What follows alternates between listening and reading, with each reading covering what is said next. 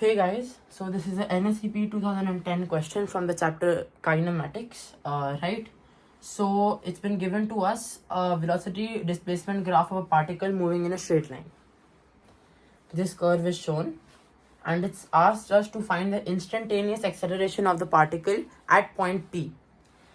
Now what is acceleration? It's nothing but v dv by ds, right? Acceleration is equal to v dv by ds. So to find acceleration, we basically just need to find this, because at point P we already know the velocity, right? It's 4. Velocity at point P is equal to 4 meters per second, right? So we already know this. We just need to find dv by ds. What is dv by ds? dv by ds is basically just the slope of this line, which is tangential to the curve of the particle at point P. So to find this, we'll use a nice little trick that I'll just tell you, that if we have two lines that are intersecting at right angles, right? The product of the slopes, let's say this line's slope is m1 and the slope of this line is m2. So when we find the product, basically m1 times m2, that product will always be -1. You can derive it easily. It's very easy, like just use trigonometric formula, then it's quite derivable. So we'll use this.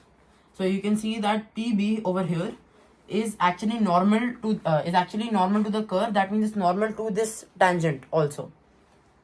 So like using that result, we will need to find the slope of this line. So what is the slope? It's 4/1, but it's like on this side, so it's going to be -4.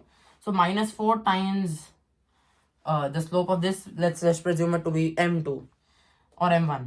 So m1 is equal to -1, which makes m1 to be equal to 1/4, right? So we have the slope. That means this is basically equal to dv by ds, right? Now we have an answer. We just need to multiply this by v, which is 4. So we'll get a to be equal to vp into m1, which is equal to 4 into 1/4.